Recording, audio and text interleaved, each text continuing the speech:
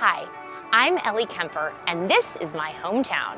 I'm welcoming you today from a national monument on the St. Louis riverfront that you'll all recognize. We're at the iconic Jefferson National Expansion Memorial, or as we call it, the Arch. St. Louis is where America's two biggest rivers, the Mississippi and the Missouri, meet. And when America was young, nothing could have been more important.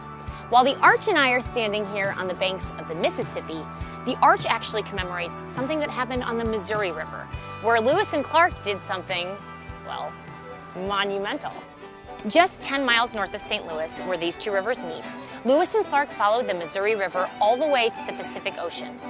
Their journey was more than 200 years ago, and it's just one of the fascinating stories that can be told as we head west from St. Louis on the last 100 miles of the Missouri.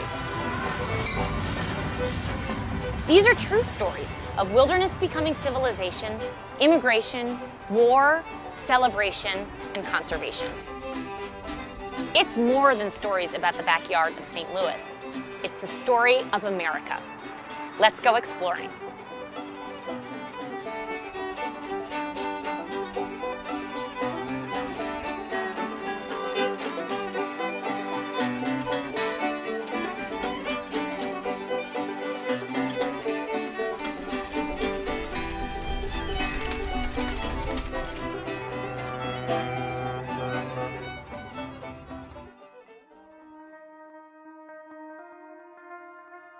We live in one of the richest historical regions in the entire country of the United States. If you think about it, we had it all.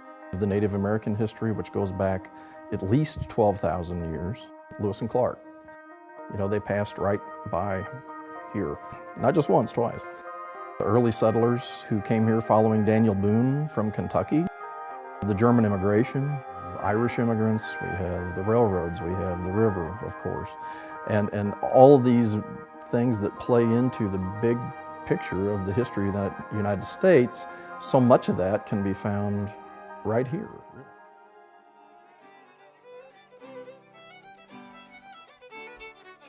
Even though it's peaceful, it is alive. So especially on one of our special events and when we have 150 school kids running around, you get to see kind of what it really represents, which is living history.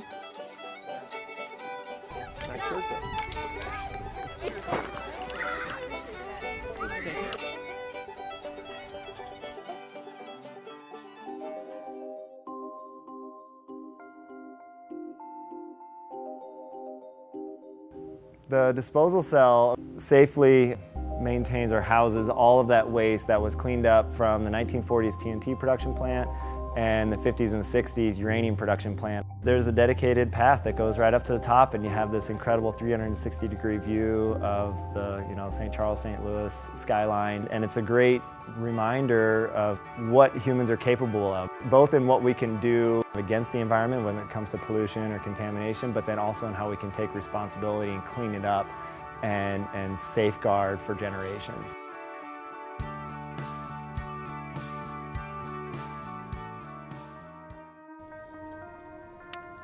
We really value things that we understand, and so we need to foster that understanding, which then fosters and develops appreciation and ultimately stewardship of our environment. Because the conservation and restoration work that we do today, if subsequent generations don't learn to value and protect this, there will not be longevity and perpetuity to our efforts.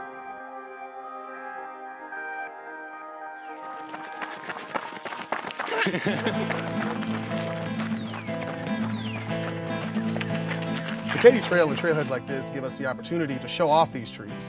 So people can learn things as they see these trees, and they can actually see what native composition looks like.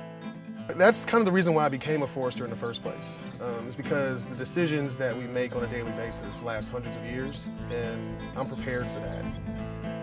Some of the oak trees that were probably saplings when Lewis and Clark came through, today are full-grown trees. So hopefully in 300 years, we'll leave a legacy for others.